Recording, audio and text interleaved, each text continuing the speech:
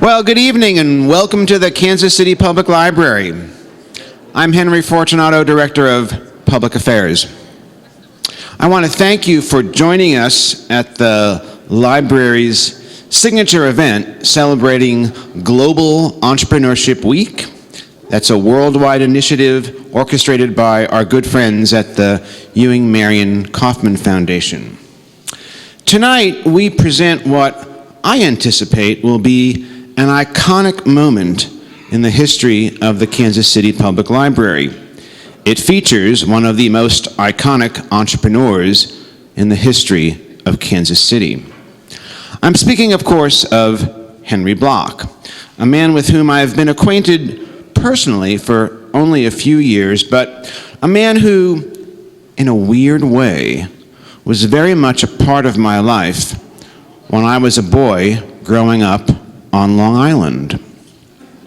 Indeed, thanks to Henry Bloch, long before I understood the significance of April 15th, I always knew a certain period of time was approaching, a period of time when my parents would spend endless evenings huddled over the kitchen table.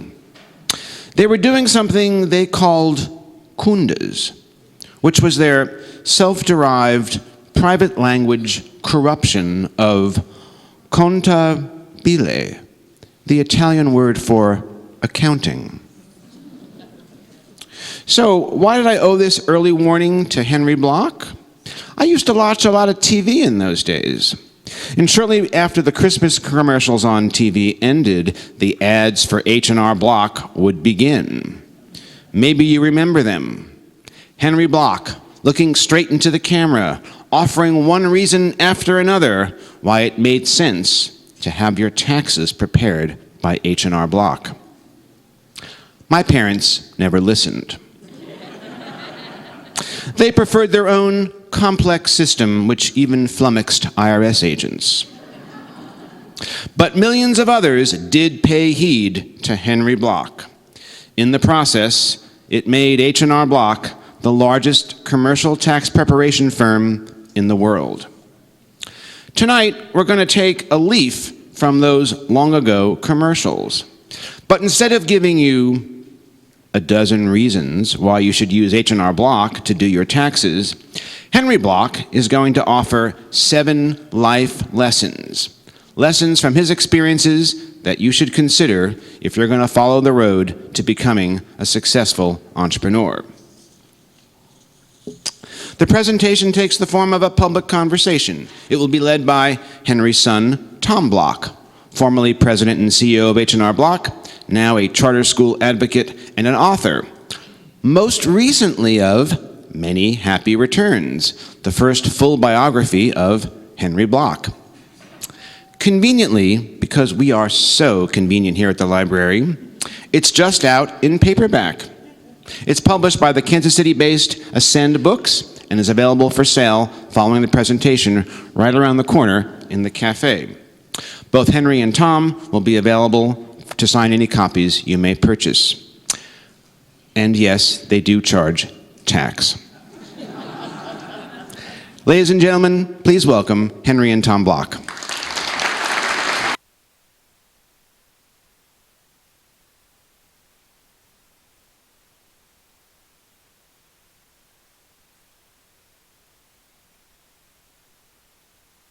Right there. Henry, thank you for that great introduction. I don't know why your parents never saw the light and never came to H&R Block, but hopefully their son did.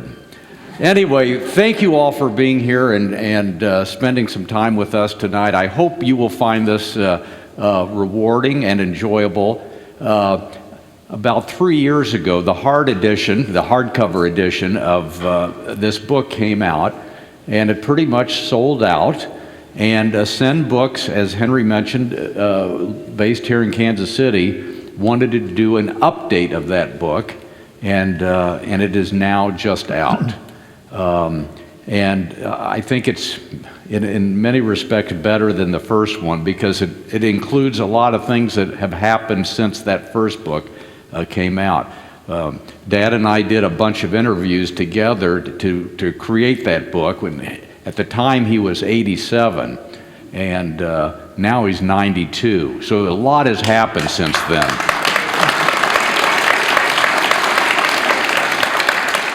So we're going to talk about 7 tips, life lessons for entrepreneurs. And it was really difficult to keep it to 7. The book, I think, has over 50. So we may touch on more than 7 as we go through this evening. And then what we'd like to do is just have a casual conversation and then open it up for questions, because I suspect the most valuable part of this conversation will be with your involvement. So, as Henry mentioned, and then we'll get on with it, Dad, my father and his brother Richard founded H&R Block in 1955. The 60th year is approaching, and since that time, the company has prepared over 650 million tax returns in over 10,000 locations, with 100,000 people involved with the company. And I know there are a few of them here tonight. I would like to ask for those who are members of H&R Block to please stand and be recognized.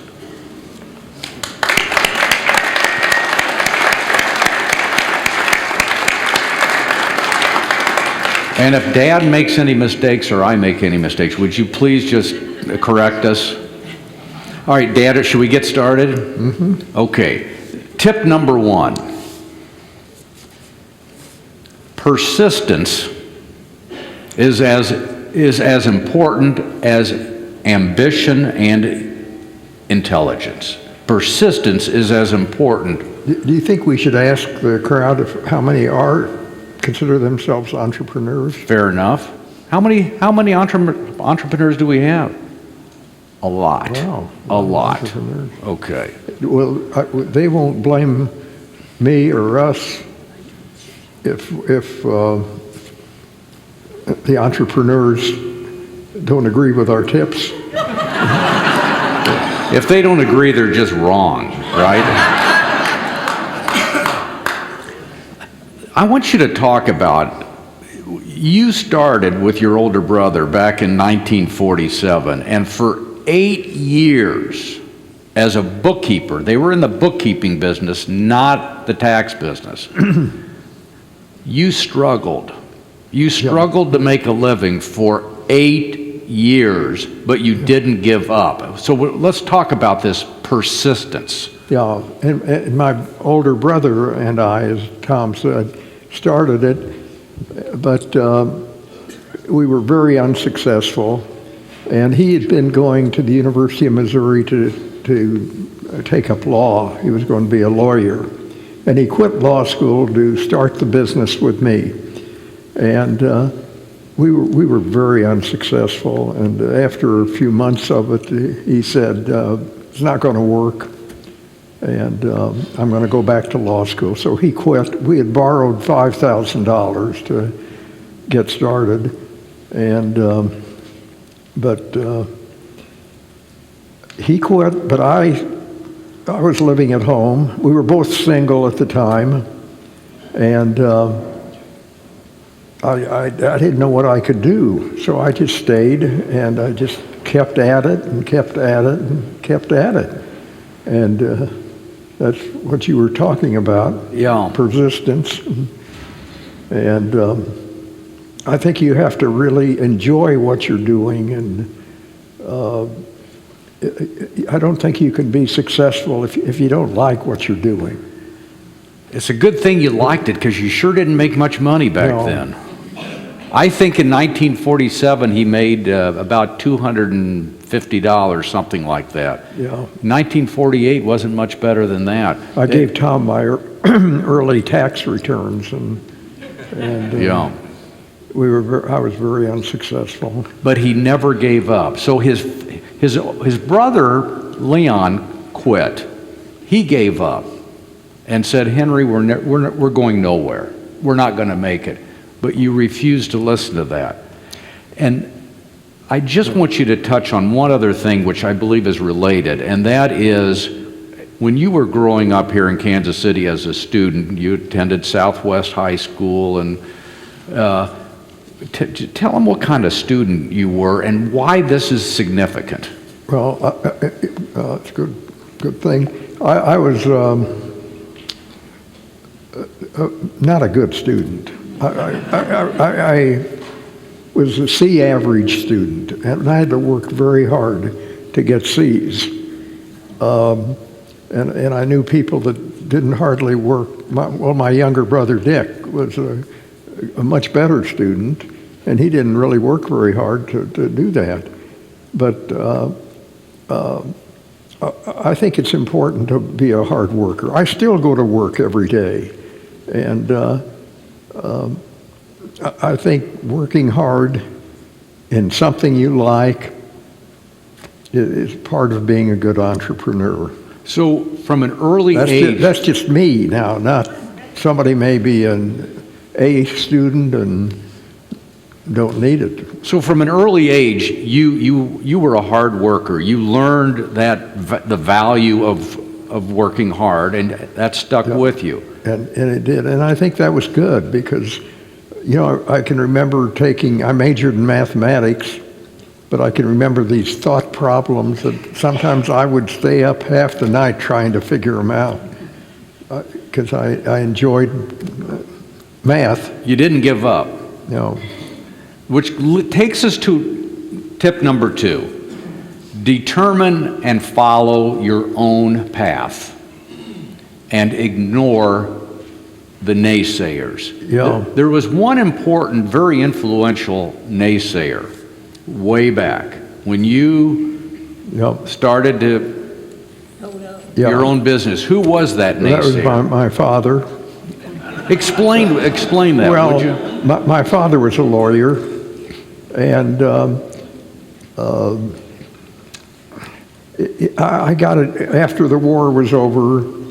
I got a job with a company called HOP here in Kansas City, a brokerage firm, and my parents felt that someday I would do well with that firm. I think I made maybe $100 a month or so, but I just didn't enjoy it. It was, you know, selling stock, and I think I lost more money than I made, and it just didn't suit me. So 1 year to the day that I started, I quit. And I know my father was very upset because I had nothing I could do, but I wanted to be an entrepreneur. I wanted to start my own business. And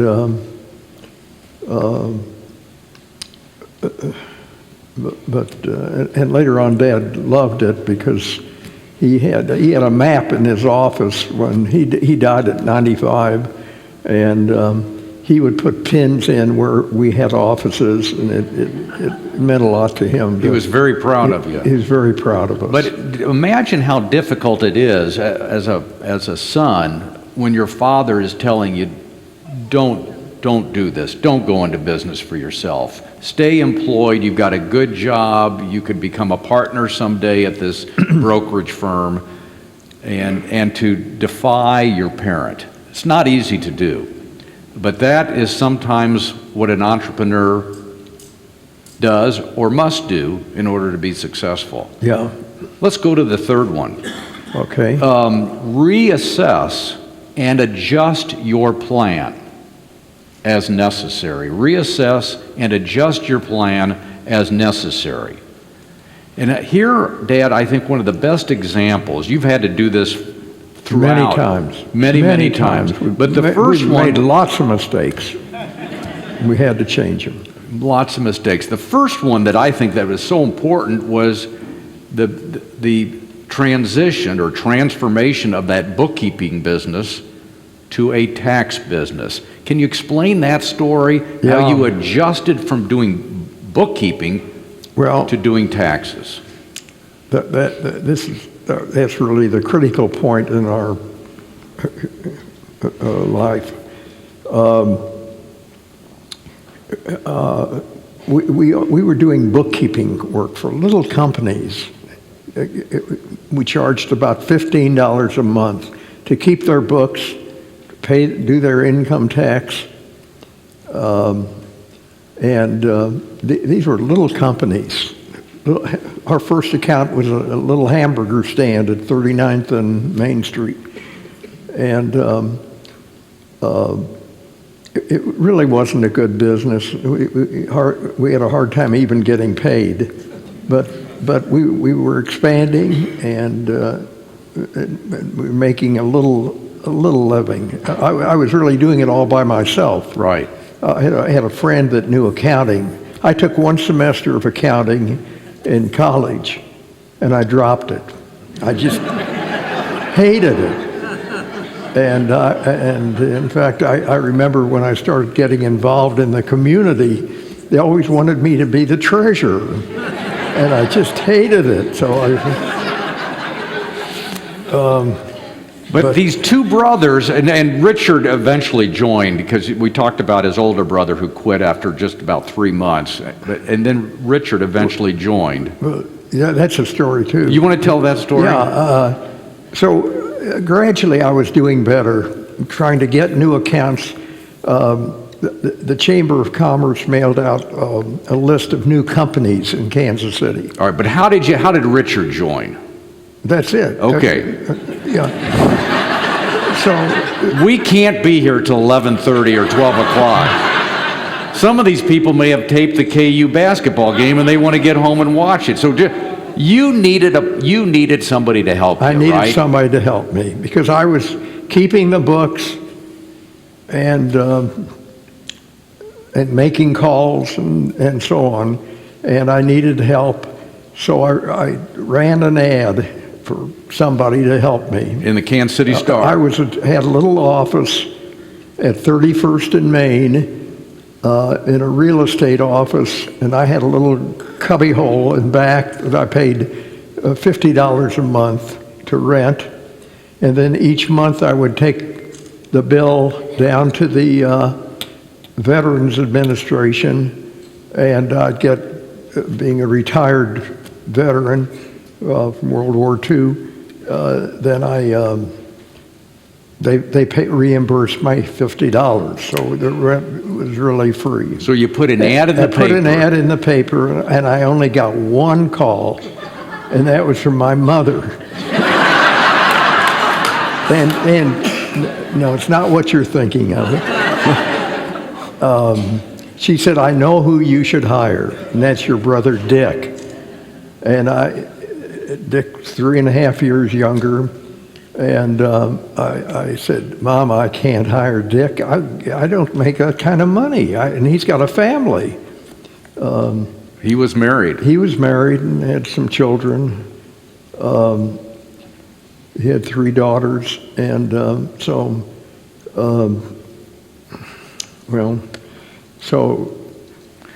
but he eventually did join me. He was working for a brokerage firm in Kansas City, and So I want to get back to this adjusting your plan. okay. In the early 50s, in addition to doing bookkeeping for their clients, they got a reputation around town as being pretty good at doing income tax returns. And so a few friends would come in to ask the two brothers to do their taxes. And they decided to charge how much? $5. $5 for a federal and state return. And word got out that these two brothers they knew taxes and they only charged $5. And I want you to finish the story, but in 1955, January, they made the decision they were not going to do taxes anymore. They were done. Outside taxes. Except for their bookkeeping clients. Right. Except for their bookkeeping clients.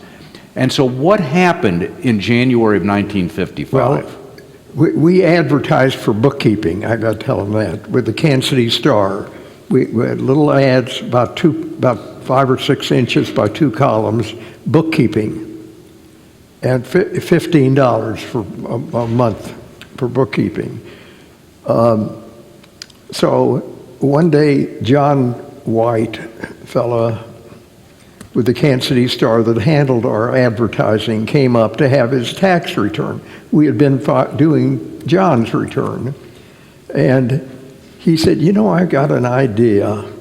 Why don't you... No, he said, I want you to do my taxes, and what'd you tell him?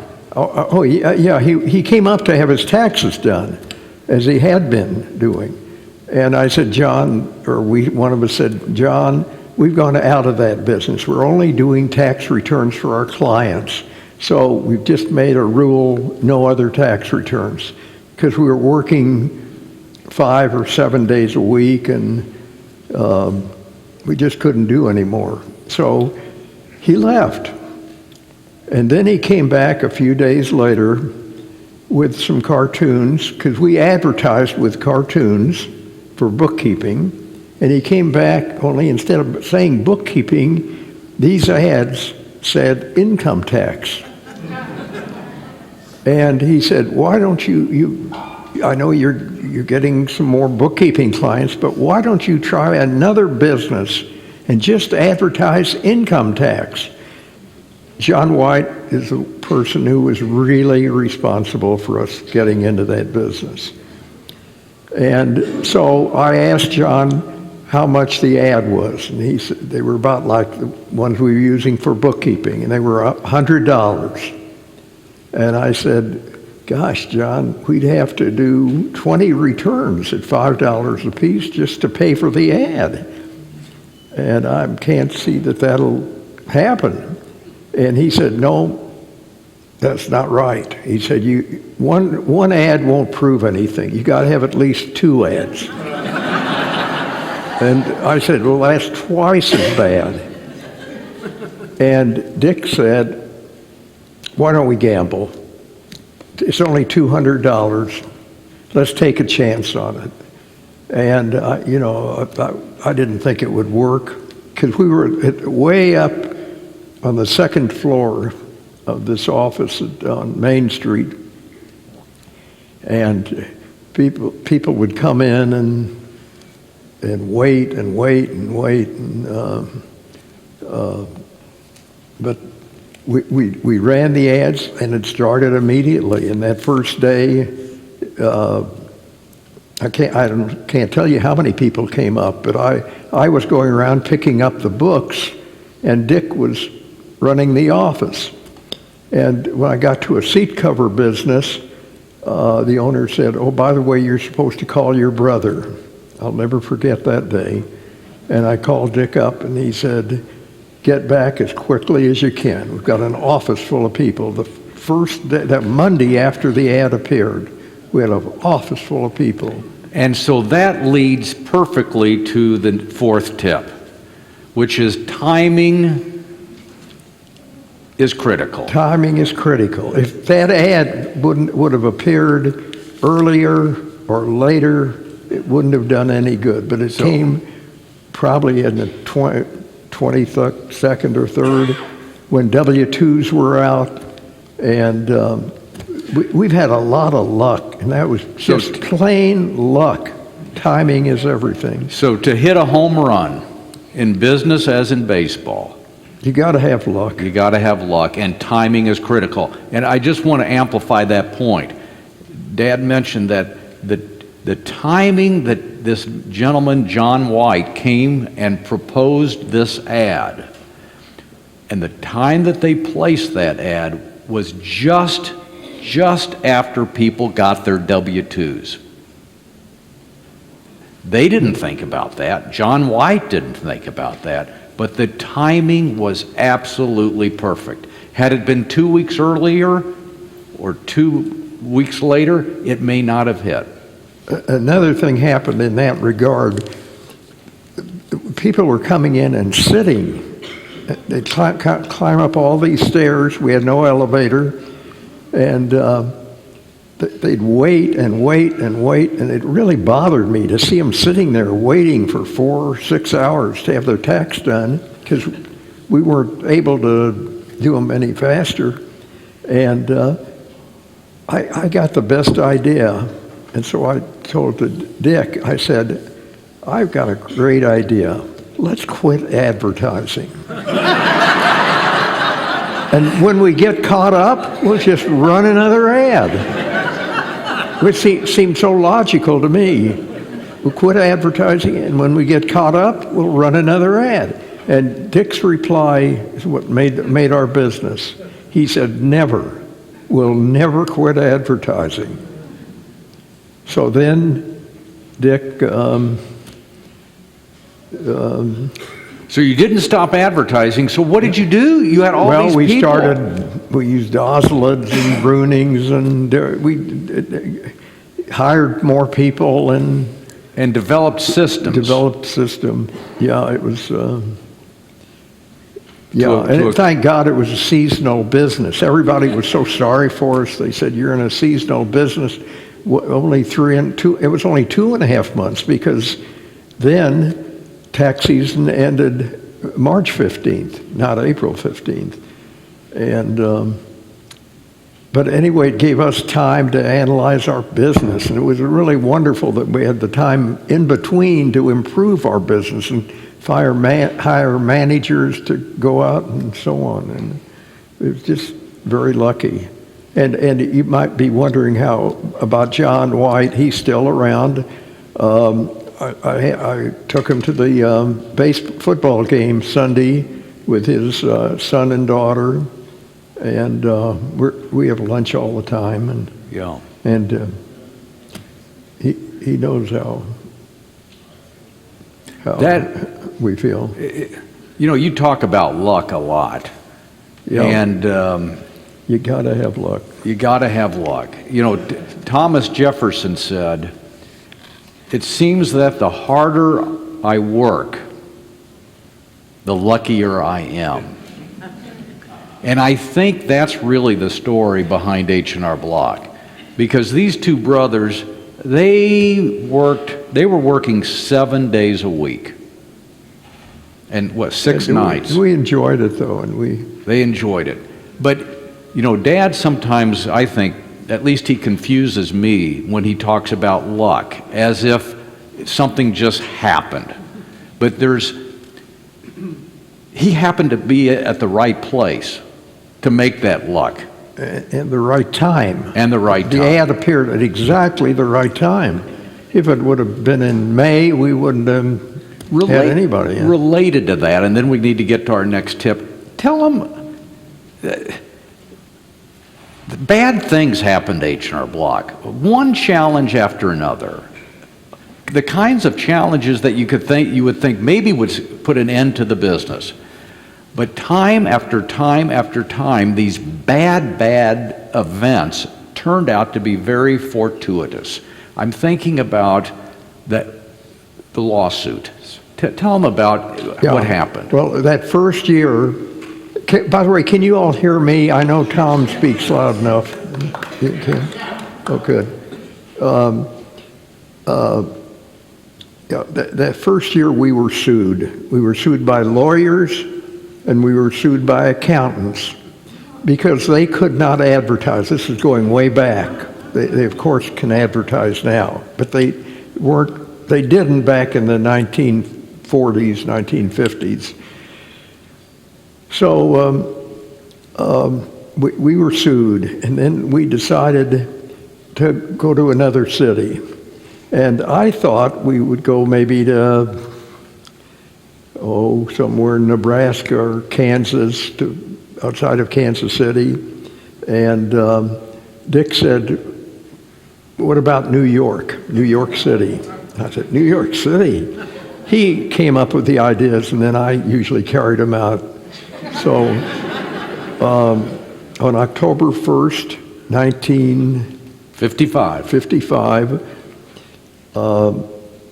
my wife and I was married, and we had 2 sons, and she was pregnant with the 3rd child. Mm-hmm.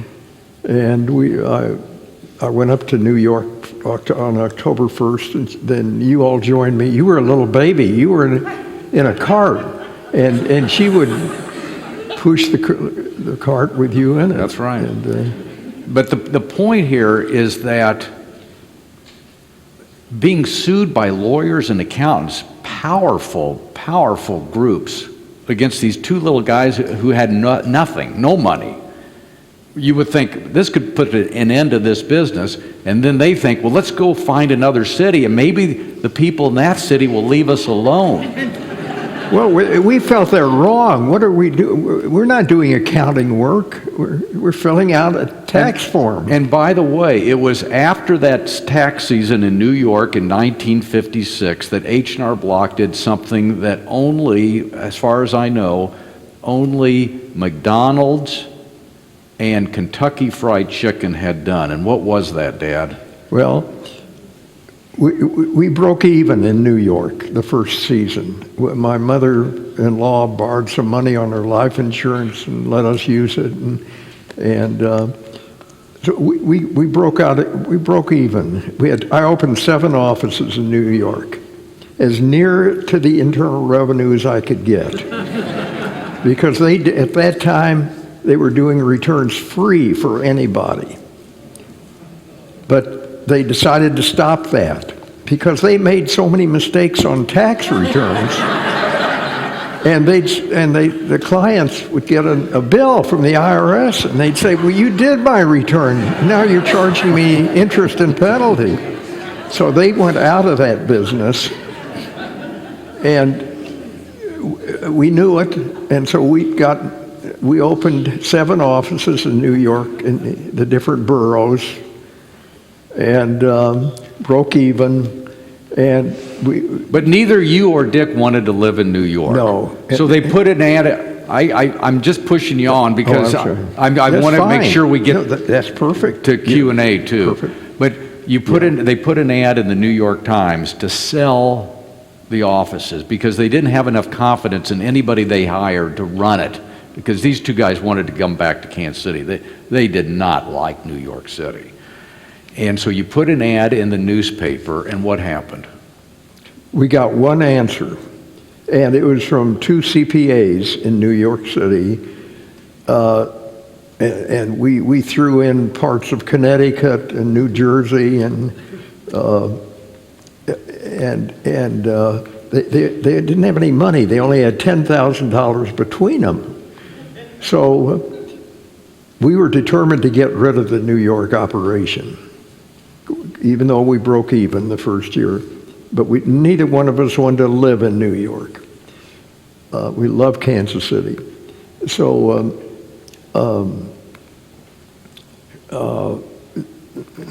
So you sold it? We sold it. This huge populated area.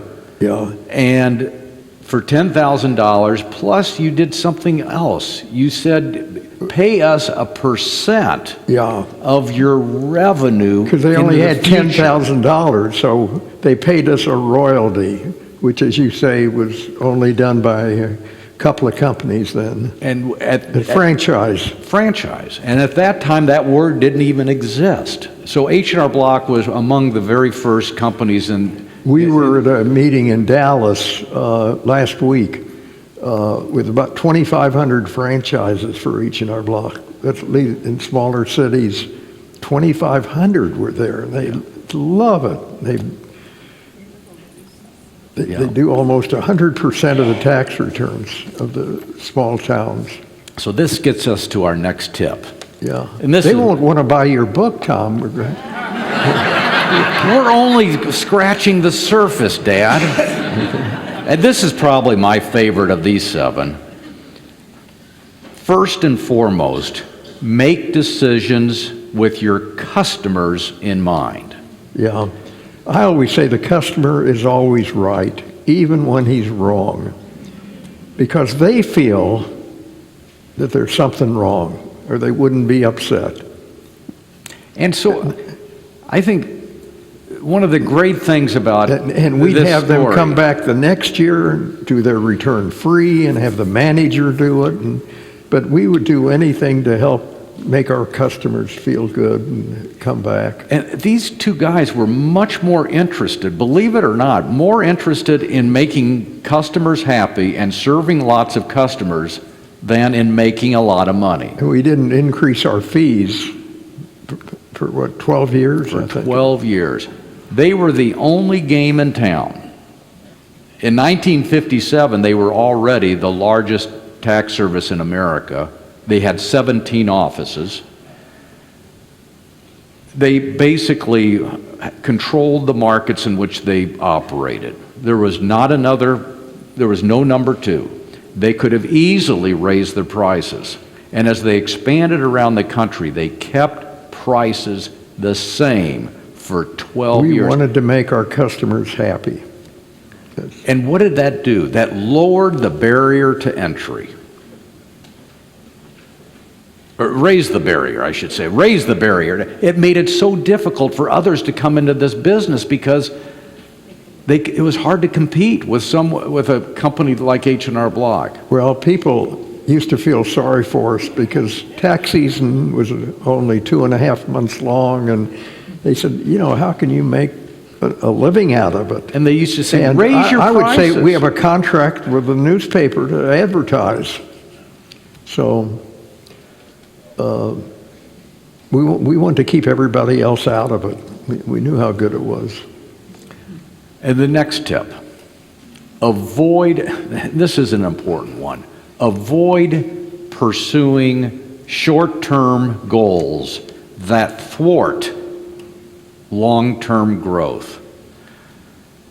And here, Dad taught me early on that it's not about, this sort of relates to this last point, making the most money now, but it's in doing what is right for the long term of the business. We live in a society now where we really like instant gratification, right? Amen. But Dad always resisted that. He said, let's do what's right for the long term, right? Right. And it gets back to this. And when we started expanding in new cities, we would have a meeting on April the 15th that was the end of tax season, a party the last night, and we'd ask a few people if they would like to move to another city and open an H&R Block office. They'd have to get a job somewhere there because it was very seasonal and we couldn't afford to pay them year-round. But that's exactly what you're saying. Yeah. And it's tough for public companies, especially when there's so much pressure by stockholders and analysts to deliver good results now. They're not interested in 2 years or 20 years from now. They're interested in this quarter. Tip number 7, your legacy, and this is what his life is all about today. Your legacy is what you do for others. Your legacy is what you do for others. Dad, just talk about when you were approaching 90 years old and the decision you made, and why you made it. Okay, well, when I turned 90, I stopped to think, what do I want to do now? I was retired from the company. Tom followed me as CEO, and then he left but that's another story, though. We'll do that tomorrow night. Well, so you were approaching 90 years old. yeah, and so I was thinking, what will I do now? Because I moved out of the downtown office and had another office around the plaza, which is near where I live, and I didn't know what I wanted to do. So I had lunch with my lawyer one day, and he said, did you ever think about forming a foundation? And I said, no, I don't know much about foundations. And he gave me 3 or 4 books to read. And maybe this isn't very nice to say, but they all said one thing, that if you have some money, a lot of money, which I had accumulated, you don't want to give it to your children. Because the third generation is bad. And it's just, and every book that I read said the third generation is bad. And I said, I don't want to do that to my family. So I'll form a foundation.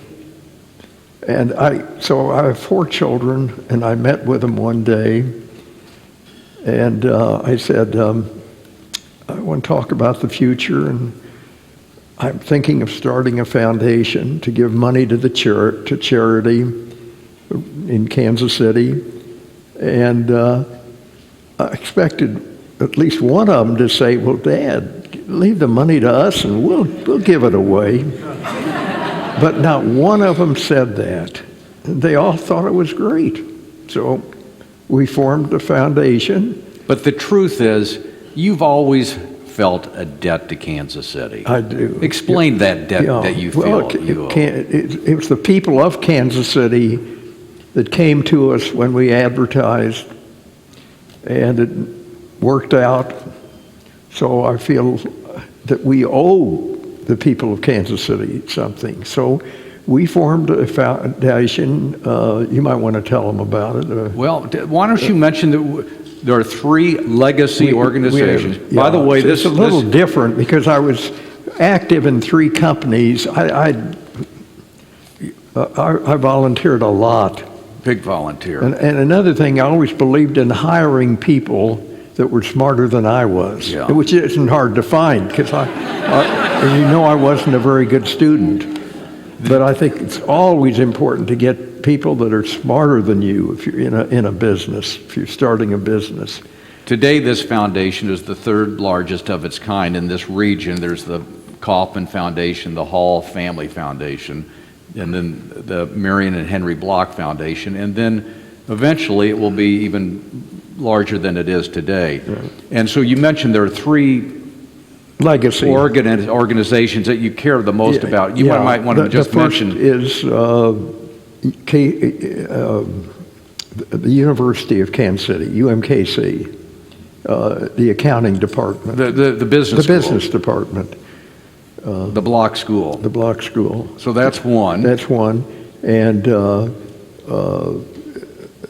let's see. The Nelson? The Nelson Atkins Museum I was very active in and still am. And then St. Luke's Hospital at the Plaza. Just the Plaza. They've got about 12 hospitals, but just the Plaza. I want to because my wife was quite ill, and they just treated her so wonderfully. Look, everyone here knows about Ewing Kaufman, and I want you to talk about this. You were really struck by something Ewing Kaufman once said. Yeah, why don't you tell that story? Ewing was a good friend of mine, and we often appeared at meetings to talk about our companies. He would talk a while, and I'd talk a while about our company. But he was a wonderful man. He loved to brag how many millionaires he's made. His secretary and this person, that person, they were all wealthy. And of course, I couldn't say that anyway, but we were quite different. And what was it that Ewing Kaufman said, that story? Do you remember that story? Oh, yes, yeah. I'm in a little luncheon group where there are about 4 or 5 people that worked for Ewing, and one of them told a story, and he said when Ewing, near the end, this fella came to work. He headed up the, I forget the name of the foundation, the Healthcare Foundation. Right. And when he came to work one day when Ewing was still alive. This was Ewing Kaufman's last day in the office, before he died. He came in to see him. Kaufman came into his office, or one of them came into the other one's office, and he said, he said, I've always thought that my legacy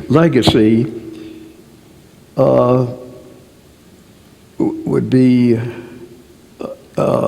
Marion Laboratories or the Royals baseball team. Right.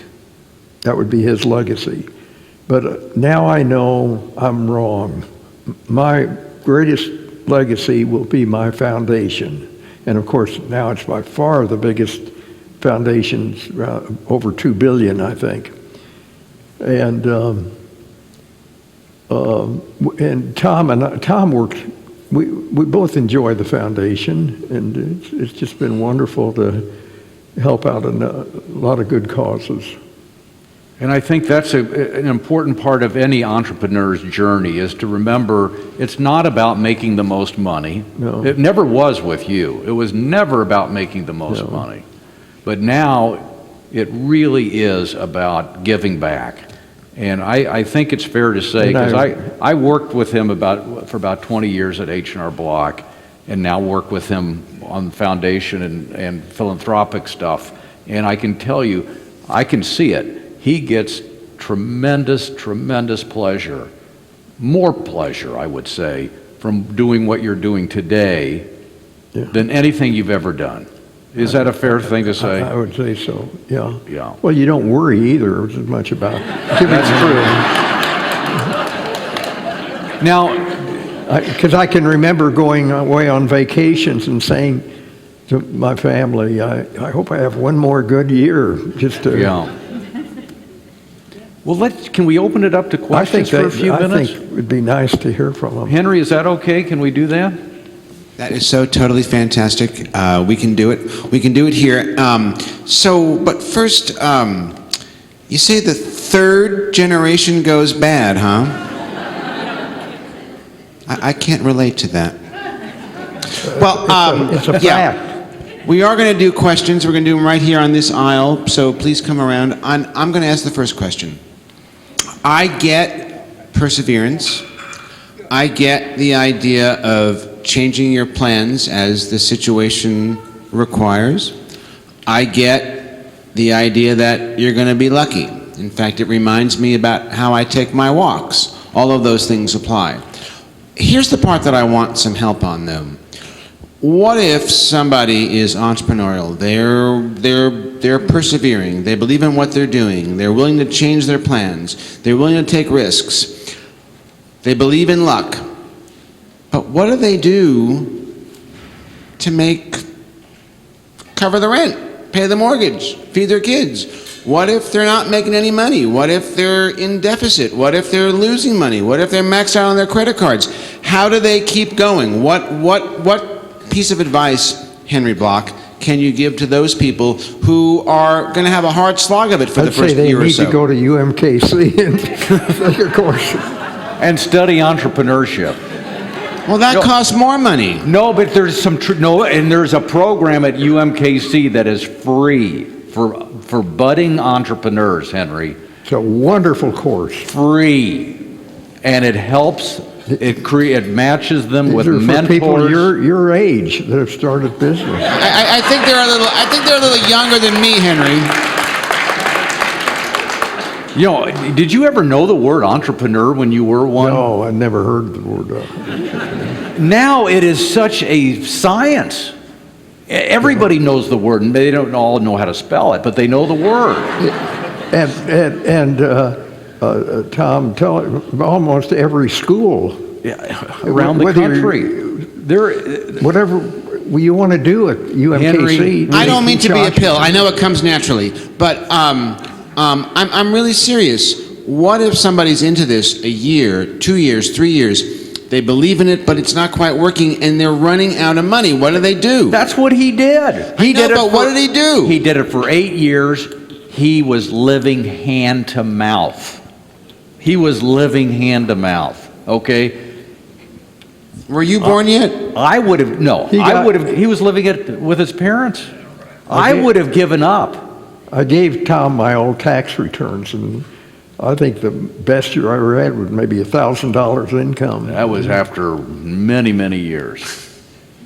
He could not support himself, and he refused to give up. He refused to go get a job like most people did after World War II.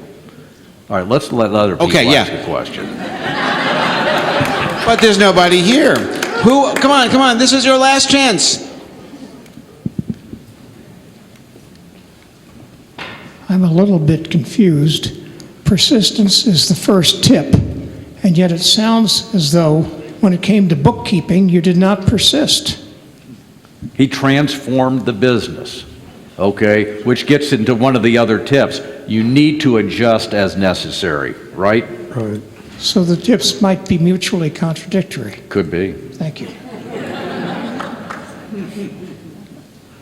As a young guy who's about to kind of embark on an entrepreneurial journey, what is one thing that while you're on your entrepreneurial journey and adversity comes and hard times come upon you, what's one phrase or one sentence that you would tell yourself to encourage yourself to keep going? Well, I think you have to be lucky to be in the right business. I'm not saying every entrepreneur will be successful, even if he follows what Tom is suggesting. You must be in a business. I mean, there was nobody doing tax returns when we started. Nobody. So in other words, people did them just to help other people. Companies helped other people. they didn't just start a business, they started an industry, which is, Yeah, which is luck. yeah. But if you wanted one But, sentence, you wanted you know, one sentence. If Here's- I would have started a business of making light bulbs or something that was not needed, it happened to be needed. But the one sentence I would give you, which I think is his story, is fall down 7 times, stand up 8 times. Fall down 7 times. Failure is a wonderful thing, isn't it, Dan? Yeah, but you still got to be lucky. You got to be in the right Yes. field. Thank you very much. You know, if you had certain kind of business that was completely useless,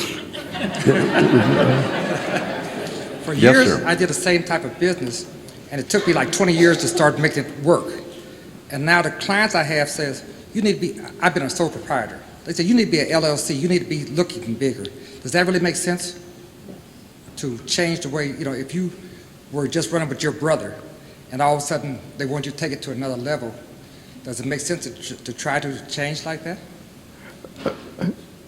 I didn't. I think it does. You might want to tell him. I mean, I think this sort of relates to when you and your brothers communicated during the war. By the way, did you know we were all looking for a business to go and do together? The 3 brothers. My mother wanted us to be together, and we wrote each other. You tell them about. You read what we wrote. This is before email, back in the 40s. They wrote letters to each other about what business they would go into. We were all in World War II. Well, two of Two us of the were. 3. Did you know he flew 31 combat missions over Germany?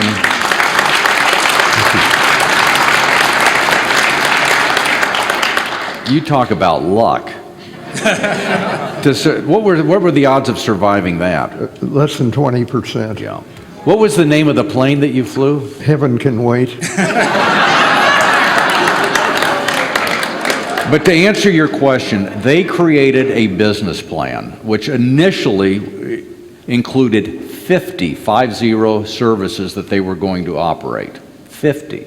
This is in the days before specialization. And they finally got down to 1. But they did incorporate. We had They all did. kind of ideas. Okay. Delivery service. They were determined to be successful, so they did it. And so you might want to think about that. Yes, ma'am.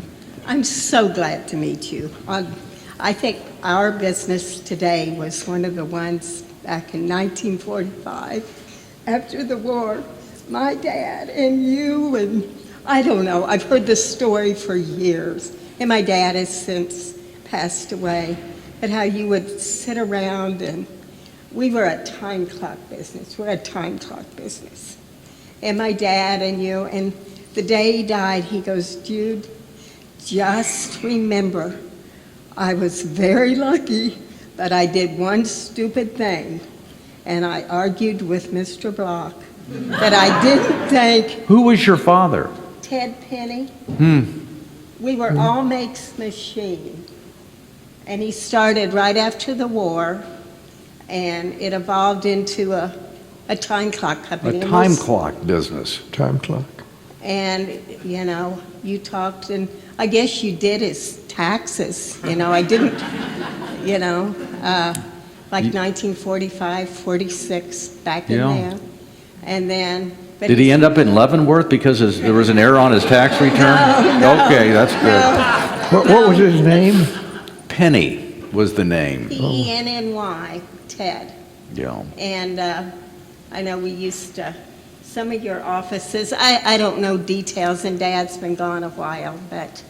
Well, I would say, I think there are more opportunities today with all the electronic things and so on to go into than he had back there then. used to be. And Tell her this story. You were doing that first year. You were doing a tax return for a couple, and you asked if either maybe it's your parents. You asked if either one of them was 65 years old. Tell me. yeah, this at story. 65 you get an extra exemption.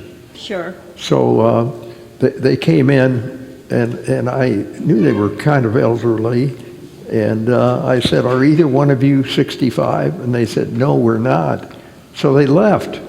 Then the wife came back and she said, I'm over 65, but I don't want my husband to know.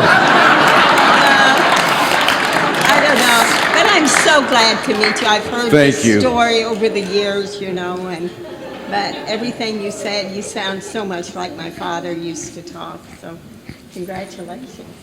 Thank you very much. Thank you. Yes, ma'am. Is there anything you did to prepare yourself to start your business, just to like get it off the ground and to get it to proliferate? Anything that he did To prepare to start your business and to get it to grow? What tell was him the question? what did you do to prepare to start the business? So tell him about Aunt Kate. I hired people that were smarter, which wasn't hard to find. Tell her about Aunt Kate and what you learned from that. Oh, yes. I had a very wealthy great aunt living in New York City. In fact, they gave the ice skating rink in Central Park and she paid my way through school. She said, if you want to go to Michigan, her brothers went to Michigan, I'll pay your tuition. So I went to Michigan. And, let's see, what was I trying to... So you thought you needed to hire, before he started, he needed a lot of money so you could get a pretty office and hire a lot of people. I asked her, my brother went with me, and we asked her for a gift of $50,000 to start this bookkeeping business, where we could rent a big office downtown and have a lawyer and an accountant and an insurance executive and whatever we needed. And she did us a wonderful favor. She said no. She said, I won't give you $50,000. I will loan you $5,000 if your father will co-sign the note. And that's exactly what happened. And when my brother quit a few months later, I returned the $5,000 to Aunt Kate, and that was the end of it. Thank you. Thank you. I think we probably should take one more, and because we've got to go sign some books and meet some of these folks. I'm enjoying it, whatever you want. I know, but they may have to close down the library at some point. All right, I do have one question. The third generation always fails, as you said. Why the third generation, not the fourth or the second? Why third? You'd have to ask the people that wrote the books. But they all say, if you look it up, and I think it's true, because the third, see, Tom, when I grew up and had Tom, I wasn't wealthy. And But they, for some reason, it's that third generation that feels entitled. the third generation has all the money passed down. Eventually, it'll all go to the third. They won't go to his children. It'll go to his children, but then to their children. And they don't think they need to work. And they don't need to work. Okay. Okay, so it's the third generation that gets cocky. You've all met people that don't need to work, that can live on what they have. Warren Buffett said something that really stuck with you, too. He said, you want to leave your children enough that they can do what they want, but not so much that they can do nothing. Yeah. Good advice. Thank you. And so what he left them was money, a foundation for them. That's right. Each one a foundation. So, Tom, Henry, can we do, these people have been waiting patiently, can we do 4 more questions, then we'll start doing a... You're the boss. Well, I just want to make sure you guys want to do this. Now, the only requirement is you need to ask the question in 3 sentences or less, and no follow-up. Thank you. My name is Azun from the Democratic Republic of Congo. I'm part of the IVLP program. I wanted to know if the book that you released is translated in French, because I'm from a French-speaking country. If it's not, my business is ready to offer the service. I didn't hear that.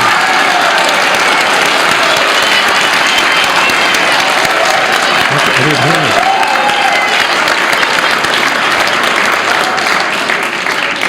Now that is an entrepreneur. He said, is your book translated into French? Oh. And if it's not, his business will do that. Oh. Well, that's up to you. We'll talk later. All right, good. I bet that's a good idea. One of the first say, one of the great entrepreneurs of this city was Joyce Hall, who started Hallmark. But he came down from Nebraska, and when he came to Kansas City, he had a little basket or something full of some cards, Christmas cards or some kind of cards, and he went to the YMCA and got a room, because he lived up in Nebraska. And he got a room, and he took these Christmas cards and went out and sold them. And that started Hallmark, one of the biggest, the biggest companies in Kansas City, if not the biggest. So, Sir. the simple idea, opening Christmas cards now. I don't know what your businesses are, but you do need to find something that is useful. how you doing, Tom? I had you in math, you at University Academy. Oh now, my God. I didn't pass though, but but I can say that now because I'm a A and B student now. So Fantastic. So great to see you. What did you say, Tom? I'll tell you later. So I just don't wanted hear to know too well. what your favorite books are. Your number one book for the both of you. Well, my first book. Well, of course.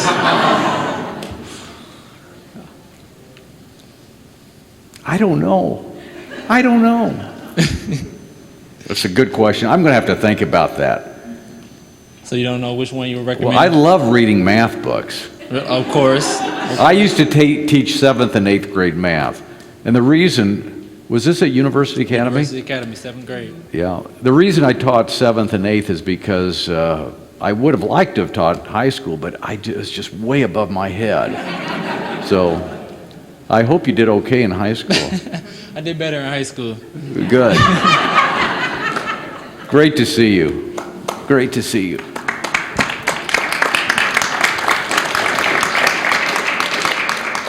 So kind of a two-part question. When you start a startup and you kind of hit a plateau where you're at a point where you can either keep bootstrapping or take on investment dollars, if you can find someone, the investment dollars may help you get to a point faster, but would you recommend continuing to bootstrap at a slower rate, or would you recommend taking on VC money to accelerate? It's a good question.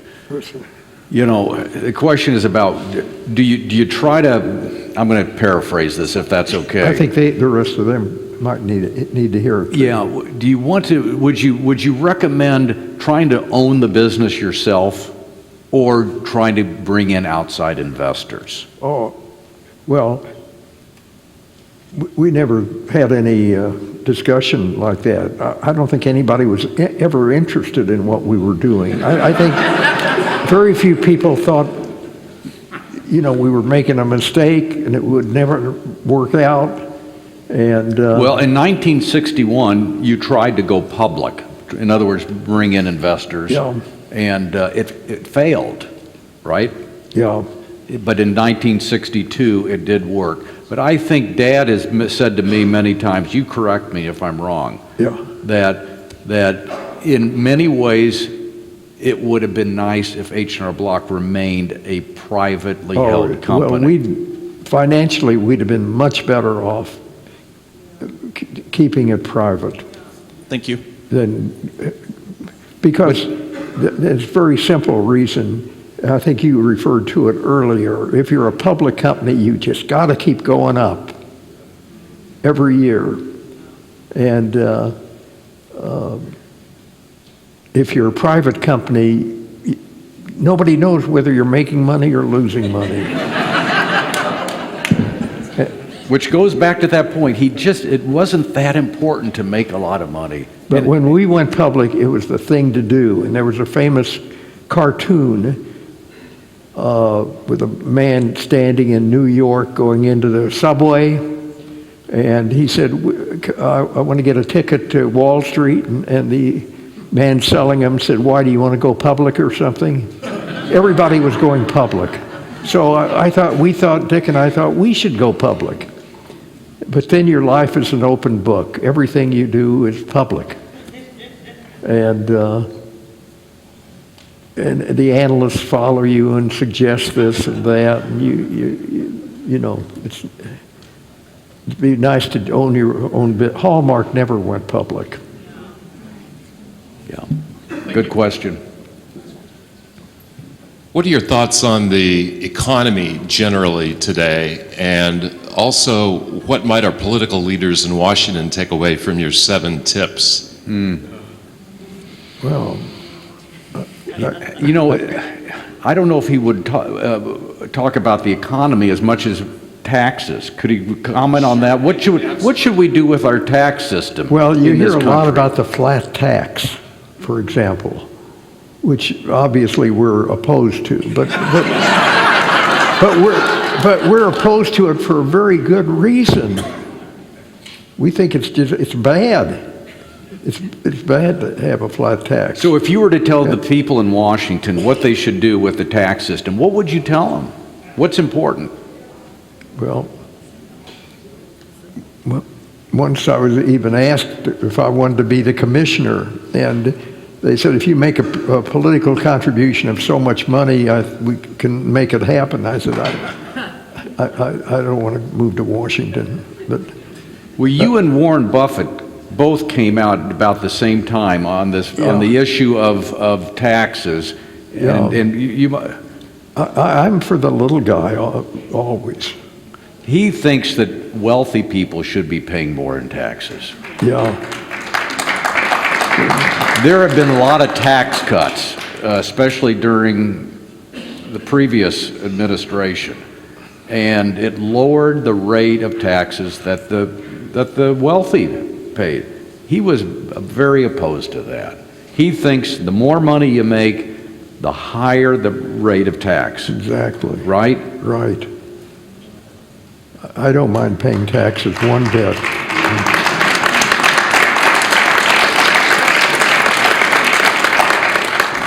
And Henry, who does your taxes? What did you say? Who does your taxes? Oh, an accounting firm. Oh, I couldn't begin to do a tax now. I've forgotten everything I know about it. Henry Bloch, Tom Bloch, I want to thank you for a grand evening. Thank you all. We'll look forward to seeing you over there. And as I promised, many happy returns. The paperback edition, a perfect holiday gift. Tom and Henry will be signing copies right around there in the cafe area, and we'll see you next time. Thank you.